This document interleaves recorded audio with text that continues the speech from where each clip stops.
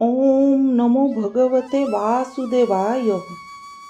નમસ્તે મિત્રો, સ્વાગત છે તમારું કેટી કોમરેડ ચેનલમાં. પુષ્ટિ ભક્તોની વાર્તામાં આજે આપણે વાર્તા કરીશું સાચા બોલા ચોરની. શ્રી ગુસાઈજી એકવાર દિલ્હી પધારેલા. ત્યાં પધરામણીઓ થઈ. વૈષ્ણવોની ઘણી ભેટ આવી. વળી એક વૈષ્ણવે તો આવીને પોતાના દાગીનાનો ડબ્બો આપશ્રીને સોંપ્યો. મહારાજ, મારે આપની સાથે ગોકુલ આવવું છે. આ મારું જોખમ આપની પાસે રાખો તો સારું. રસ્તામાં હું કેમ કરીને સાચવીશ? પ્રભુ, ગોકુલ જઈને લઈ લઈશ. એની પત્ની યાત્રામાં સાથે આવવાની હતી. એના એ દાગીના હતા. આપશ્રીએ આજ્ઞા કરી, ભલે મૂકી જાઓ. હવે બન્યું એવું કે એ જ રાતે શ્રી ગુસાઈજીના મુકામમાં બે ચોર બેઠા. શ્રી ગુસાઈજી પોઢેલા પણ જાગતા હતા. આપ જોઈ રહ્યા છે કે ચોર ચાંદીના પાત્રો, રોકડ રૂપિયા બધું ભેગું કરી રહ્યા છે, પણ પોતે કશું બોલતા નથી. ઉચકી શકાય એટલો પોટલો બાંધીને ચોરે પોતાના સાગરીતના માથે ઉપડાવ્યો. પછી એને રવાના કરી દીધો. તો પણ આપશ્રી કંઈ બોલ્યા નહીં. વળી પાછો એ બીજો માલ શોધવા લાગ્યો. લોભને કંઈ થોભ હોય છે. શોધ કરતા પેલા દાગીનાનો ડબ્બો એના હાથમાં આવી ગયો. પરદેશમાં તેજોરી ક્યાંથી હોય? હવે તો મોટો તડાકો પડ્યો. એ લઈને ચોર બહાર જવા લાગ્યો. ત્યાં જ શ્રી ગુસાઈજી ઊભા થઈ ગયા. એ ડબ્બો ઝડપી લીધો અને કહ્યું, અરે મૂર્ખ, આ તો પારકી અનામત છે. એ ન લઈ જવાય. બીજું બધું તો અમારું હતું. એનો પોટલો રવાના કર્યો એનો વાંધો નથી. હવે છાનો મનો ભાગી જા, નહીં તો પકડાઈ જઈશ. પોતાની સંપત્તિ બાબતમાં પોતે ઉદારતા બતાવી, પણ દાગીના લઈ જવા દે તો મૂકનારને કેવું લાગે? એ વૈષ્ણવને કદાચ શ્રી ગુસાઈજી ઉપર અભાવ પણ આવી જાય. રખેને ઓળખવા માટે તો આ યુક્તિ નહીં કરી હોય, એટલે ચોરને રોકવો પડ્યો. ચોર તો સ્તબ્ધ થઈ ગયો. આપની સામે જોઈ રહ્યો. અરે, આ તે કેવા મહાપુરુષ છે! જાણે છે કે મેં એમનો હજારોનો માલ રવાના કર્યો, તો એ રોકતા નથી. પોતાના માણસોને જગાડતા પણ નથી. ચોરી તો જિંદગીમાં ઘણી કરી, પણ આવું કોઈ મળ્યું નથી. એના મનમાં ઉથલ પાથલ થઈ રહી હતી. વળી વિચાર આવ્યો, આ તો મોટા સજ્જન છે, પણ હવે બીજું કોઈ જાગશે તો પકડાઈ જઈશ. માટે જલ્દી અહીંથી ભાગવું જોઈએ. રંગલાએ બોલ્યા ચાલ્યા વિના ત્યાંથી ચાલતી પકડી. ગુપચુપ પોતાના ઘરમાં પેસી ગયો અને સૂઈ ગયો. પણ ઊંઘ શેની આવે? શ્રી ગુસાઈજીનું સ્વરૂપ એની નજર સમક્ષ તરી આવતું હતું. મનમાં મંથન ચાલતું હતું. કદી નહીં ને આજે એને ભારે પસ્તાવો થઈ રહ્યો હતો. અરે રે, આવા મહાપુરુષને ઘેર મેં ચોરી કરી. હું ક્યાં છૂટીશ? શ્રી ગુસાઈજીનો અલૌકિક પ્રભાવ એના મન પર અસર કરી રહ્યો હતો. આમે દુષ્ટોના મનમાં કોઈક ખૂણામાં પાપનો ડર તો હોય જ છે. પેલો પોટલો એક બાજુ મૂકીને સાગરીત સૂઈ ગયો હતો. એને તો ઊંઘ આવી ગઈ હતી, પણ રંગલાને ચેન પડ્યું નહીં. સવાર થતાં જ એ ઉઠ્યો. પોટલો ઉપાડીને આવ્યો આપશ્રી પાસે. ભાર માથેથી ઉતારીને મૂક્યો અને આપના ચરણોમાં પડ્યો. વિનવવા લાગ્યો, મહારાજ, આ બધું આપનું, સંભાળી લ્યો. હું આપનો અપરાધી છું. મેં આખી જિંદગી આ જ ધંધામાં ગાળી છે, પણ કદી આજના જેવો પસ્તાવો થયો નથી. મને લાગે છે કે આપ સાધારણ માણસ નથી, ઘણા દયાળુ છો, મહાપુરુષ છો. નહીં તો અત્યારે તો હું જેલ. પ્રભુ, હવે હું આપના શરણમાં પડ્યો છું. મારો કે તારો, જે કરવું હોય તે કરો. સામે બેઠેલા વૈષ્ણવો આશ્ચર્યથી બધું સાંભળી રહ્યા હતા. શ્રી ગુસાઈજી મંદ મંદ મુસ્કાઈ રહ્યા હતા. અલૌકિક સામર્થ્યથી પોતે જાણતા હતા કે આવું જ પરિણામ આવવાનું છે. એ ચોર મૂળમાં તો દૈવી જીવ હતો. લીલામાં એ તુરંગા ગોપ હતો. મનસુખા સાથે એ પણ માખણ ચોરી લીલામાં સામેલ રહેતો. એને અહીં પણ ચોરી જ સૂઝે ને. વળી ગમે તેવો જીવ પણ સંગ દોષથી ક્યાં નથી બગડતા. ચિત્તસ્વામી સોનેરી ટોળીના સરદાર ક્યાં નહોતા બન્યા. આપ શ્રી આજ્ઞા કરે છે. ખરેખર તને ખૂબ પસ્તાવો થાય છે. ચાલો, સારું થયું. સુધરવાનો એ જ માર્ગ છે. વળી રંગલા, તું કહે છે કે હવે તારો કે મારો. મારવાનું તો અમે શીખ્યા નથી, અને તારવા માટે તારા જેવા ચોરને અમે શરણે કેવી રીતે લઈ શકીએ? તું પાપ કર્મો કરે છે. બીજાનું ભલું કરવું તે પુણ્ય કાર્ય, અને દુઃખ થાય તેવું કાર્ય કરવું એ પાપ કાર્ય. તું જેનું ચોરે એને કેટલું દુઃખ થાય, કેવી પીડા થાય. વળી તું પકડાઈ જાય અને કચેરીમાં હાજર કરે ત્યારે જૂઠું પણ બોલે ને. અસત્ય મોટું પાપ છે. ચોરીનો ધંધો છોડ તો અમે તને શરણે લઈએ. રંગલો ગળગળો થતા બોલ્યો, મહારાજ, આપ બીજું જે કહેશો તે કરીશ, પણ ચોરી તો મારાથી નહીં છોડાય. માર ખાવ, જેલમાં જાવ ત્યારે ઘણીએ વાર નક્કી કરું છું કે હવે આ ધંધો કરવો નહીં, પણ પાછો થઈ જાય છે. શું કરું પ્રભુ? મારો સ્વભાવ જ એવો ઘડાયો છે. આપ શ્રી હસ્યા. એમ એવું છે ત્યારે બીજો રસ્તો બતાવો. તું બે નિયમ લે.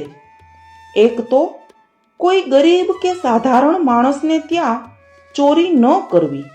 બહુ પૈસાદાર હોય અને એનું ચોરાય તો તેને જાજુ દુઃખ ન થાય.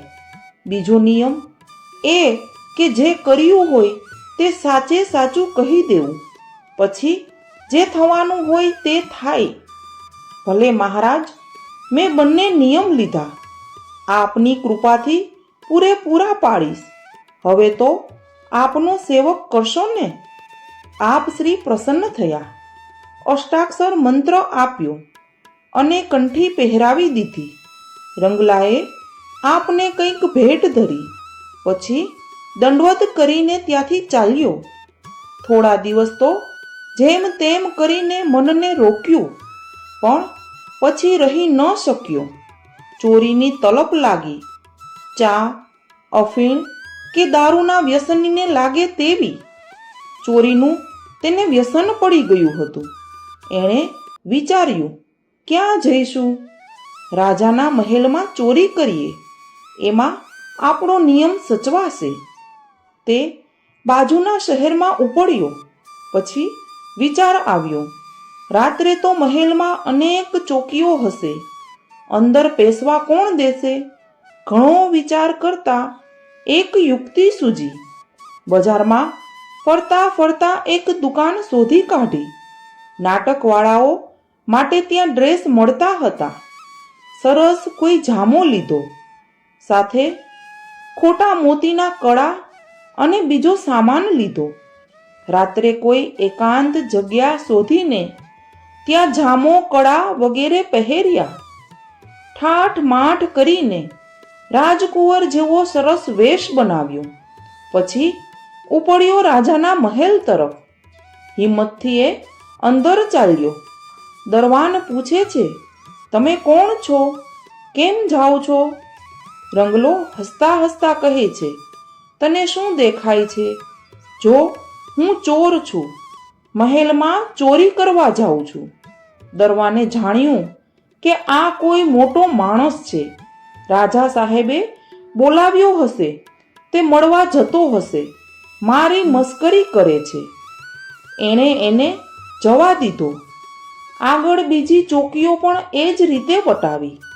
સાચું બોલતો આગળ વધે છે. ભગવાનને એની ટેક નિભાવવી હશે તે દરવાનોની બુદ્ધિ ફરી જાય છે. સૌ એને આગળ આગળ જવા દે છે. છેવટે રાણીના ઘરેણા ઘર પાસે પહોંચ્યો. તાળું ખોલવાની કરામત તો એની પાસે હતી જ. અંદર જઈને રાણીના દાગીના ઝડપ્યા. ગજવામાં ભરીને એ થોડી વારમાં પાછો ફર્યો. દરવાને પૂછ્યું, કેમ આટલી વારમાં પાછા? રાજા સાહેબ મળ્યા? વાત થઈ ગઈ? રંગલો કહે છે, હું તો ચોરી કરવા ગયેલો ને. ચોરી કરતા વાર સી? તે કોઈ વાર ચોરી કરી જોઈ છે? દરવાન સમજ્યો કે આ તો મને બનાવે છે. કોઈ ચોર આવું કહે નહીં. આમ રંગલો સહી સલામત પોતાને મુકામે પહોંચ્યો. કપડાં બદલીને સૂઈ ગયો. એ મનમાં વિચારે છે, હાશ, બંને નિયમ પાળ્યા તો એ ચોરી કરવા મળી. માણસ હિંમત કરે તો ભગવાન મદદ કરે. ગુરુ પ્રતાપે હું ખરેખરો ભાવી ગયો. આટલું ધન તો કોઈ ચોરીમાં મળ્યું ન હતું. એને નિરાતે ઊંઘ આવી ગઈ. સવારે મોડો જાગ્યો. ત્યાં તો બહાર થતો શોર બકોર સંભળાયો. રાજાના દીવાન પગેરું શોધાવતા પોલીસ સાથે બહાર આવીને ઊભા હતા. દીવાને એને પૂછ્યું, કેમ, રાજાના મહેલમાંથી રાત્રે દાગીનાની ચોરી તે જ કરેલી કે? રંગલો કહે છે, હાસ તો જુઓ ને, રાણી સાહેબાના દાગીના મારી પાસે જ છે. દાગીના એને બતાવી દીધા. એને ક્યાં જૂઠું બોલવું છે? દીવાન કહે છે, ચાલ મારી સાથે આ દાગીના લઈને. રંગલો ચાલ્યો. રાજા પાસે એને હાજર કરવામાં આવ્યો.